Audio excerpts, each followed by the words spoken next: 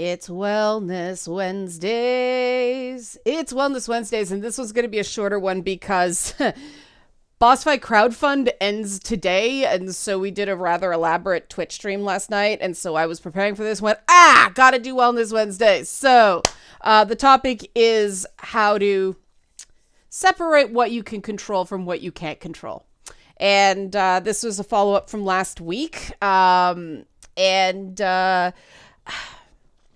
My urge is to work some criticisms that people had me into this, but I think that will be misconstrued because I was already misconstrued and I can't control that.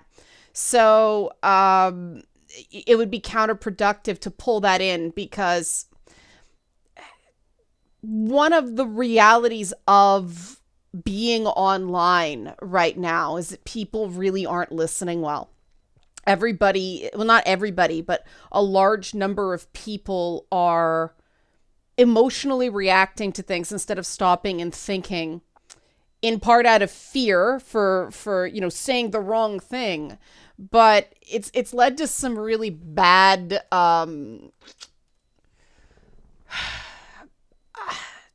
bad misrepresentations. And misrepresentation sounds deliberate, so bad misunderstandings of some people's positions on things. And because when people are freaked out and just reacting, they tend to either add to things or take away from them, and come up with something that not only wasn't intended but also wasn't said. And as frustrating as this can be sometimes, it is human nature.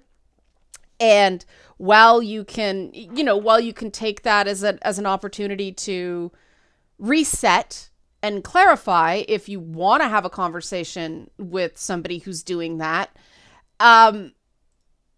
trying to get them to see things exactly the way you want them to see them it's a lost cause. You cannot control another person's understanding that way. And I see a lot of people being decreasingly effective in terms of persuading people by being so intent on making this person understand where they're wrong. That is a great way to make somebody lock up. One thing I learned a long time ago, not early enough, but a long time ago, is you persuade the people you can persuade, and you can't worry about the people who aren't persuadable. And there are certain things, topics, events that are just going to have to take time. And people are eventually going to have to evolve their thinking on their own time. You can't force someone to come to something before they're ready. You can lead a horse to water. You can't lead a person necessarily towards ideas they're not ready to face. And that is a bit of wisdom that is hard. Especially when in early life I want to be real careful about this. You were the smart one in a given group, either in your class, in your family, whatever. You always had the right answer, right? And you might have been not just given praise for that or given a sense of identity on that, but not necessarily been allowed to be other things. A lot of us aren't the most athletic, although I was okay athletic when I was when I was younger. My hands just don't work anymore. But if I had just allowed myself to be pigeonholed as the nerd, the smart one, the academic one, I wouldn't have moved into the arts. I wouldn't have done cheerleading. I wouldn't have played basketball, wouldn't have run track. And I think more and more people get specialized at a really early age. And when that happens and you get labeled the smart one, not knowing something or feeling like somebody's not understanding can be really, really scary, because it's like you're failing somehow. And that's one of the things that the process of it is setting expectations before you go into a discussion and practicing this. I'll go back to that comment a few weeks ago that said, it either is something you do or it isn't. There's no process. It's not describing a process. It's describing a state. And I'm building on that because that was a big epiphany for that commenter. And so again, being understood as a state, not being understood as a state. You don't have control over what another person understands.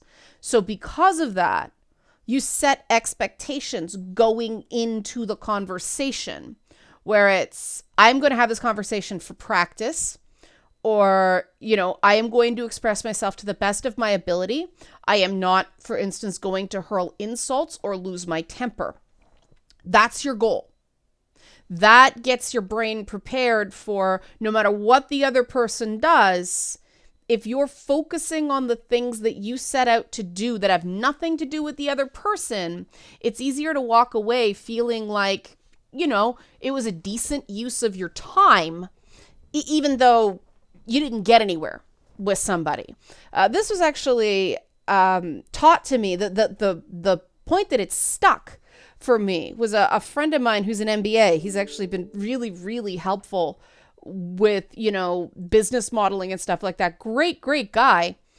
But he said he does practice job interviews. He goes out and applies for jobs just to do the interview, just to keep that muscle in shape, for instance. And I'm like, I had never thought of that before. First of all, I'd never thought of the idea that somebody with an MBA would have to practice that kind of thing on an ongoing basis. But then I thought, what a great way to get in a rejection resistant state. Practice like anything else. There's no outcome. You don't want the job. You're doing it for the exercise. And most people are like, oh God, why would you do that? But if your business is business, it's a brilliant idea. And I'm like, shit, if he can practice that, well, I can practice anything, and I use Twitter a lot of the time just to pull out arguments in people who have very rigid and extreme views on things. So sort of, oh, that's where they're coming from. That's what their tactic is. And then I start seeing, okay, can I predict what moves this person is going to go to based on past experiences with people with similar inklings, right? Similar inclinations. Like, yeah, okay, they went there. Okay, this is consistent. This either means that, the indoctrination, for lack of a better term, is coming from some sort of unified source, or just these are the same errors in thinking. Messages can be calibrated to speak directly, not say you're wrong. No one likes that. But you can actually calibrate messaging to errors in thinking. And I mean, the one I've been really exploring lately is this idea that the way to solve inequality, the way to solve injustice, is to take away rights or to be more punitive in the criminal justice system, instead of going, no, we want to be less punitive for everybody, instead of more punitive for the people we think are getting an easy ride. And that is eventually addressable. It's just saying, okay, we all want the same thing, but let's examine option A versus option B. If you're in this system, which option do you want? The one that goes easiest on you, right? The one that gives you the most freedoms. We live in a very, very punitive age. And I think we're starting to come out of it, in part because everybody's sick of freaking COVID and everybody feels punished. But also, I think that as Gen Zers get older, and the great thing about Gen Zers is they have less debt so far than millennials do. that may balance out. They're willing to change jobs, and they are very, very interested in maintaining mental health, not identifying mental health problems, but maintaining their mental health. They want those mental health days. They don't want to overwork. And we have a young generation with boundaries. Huzzah. Millennials got kind of hosed in a lot of ways. It's not millennials' fault, but the data about millennials was a bit like, okay, we're just going to have to ride this out. There seems to be a better baseline in terms of the tools Gen Z has been given, which hopefully will spread, right? I'm very optimistic by the data that's coming out of the younger generation right now. But a big cornerstone to mental health is focusing on what you can control and not focusing on what you can't control. And that goes back to, how do I do this? That goal setting exercise I gave is very useful in a lot of applications. A big one that seems to trip a lot of people up is dating and relationships. And dating sucks. Don't get me wrong. It doesn't have to suck as bad, but it seems that there are a lot of people who have this goal of, I want to get a girlfriend, or I want to get married and have kids. And you can't make that guarantee happen with a single person. So the first thing to do is practice date. Go out just to go out, even if it's just with a friend, right? Hang out with your buddy, and then, maybe there's a friend who's the opposite sex, but you're not into each other that way. Okay, you do that. You get those beats of, what it's like. It becomes more familiar. And then when you're with somebody you actually do like, the goal is to have a good date. One good one, right? Whether they text you afterwards or you never hear from them again, it doesn't matter. Not for the purposes of controlling what you can control, right? The point is, you had a good date. You thought it went well. Nothing disastrous happened, but also you did it. You asked somebody out, you went out, you did your best. Awesome. You don't know what their issues are. The point is, you go, you have a nice time, you have a nice meal, you see a good movie. That's the kind of stuff you focus on with this. So if they ghost you, oh well, next one, because if you're focusing on things that are common interest, hey, you want to see this movie because you want to see this movie, it hasn't been a waste of your time, right? If you focus on that stuff, that's how you focus on what you can control, instead of, are people going to like me? Because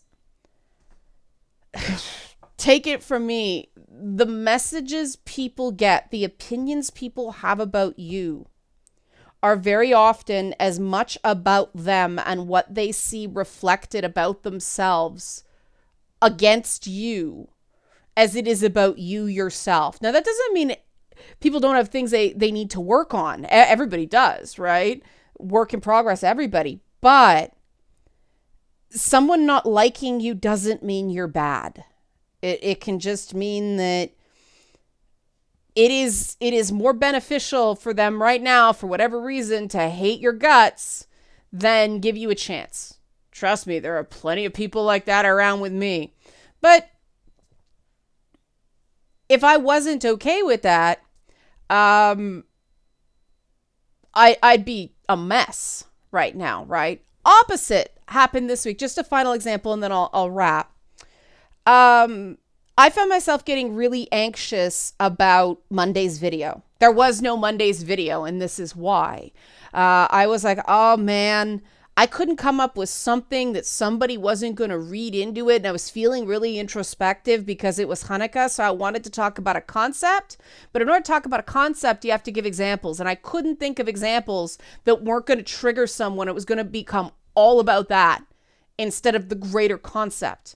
And I did the video because I was going to be diligent. But then right before I was going to bed, I was still anxious about it. And you know what? I was like, I don't have to run a video tomorrow. I can control this. I don't have to get up tomorrow and just dread for 11 o'clock to come rolling around and people start yelling at me. I don't have to submit to this.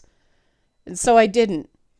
And that was using control. I was neither artificially helpless.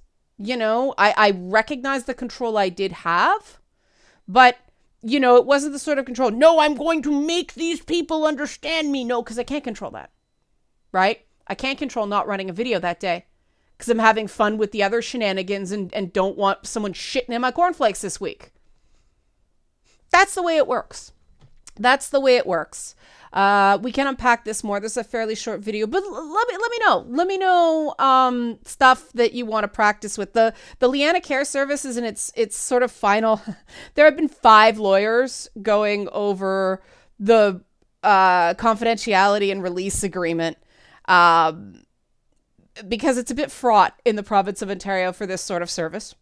But it is working along. I haven't forgot about it. It's not dead. It is just increasing layers of expertise and specificity because obviously that's super important.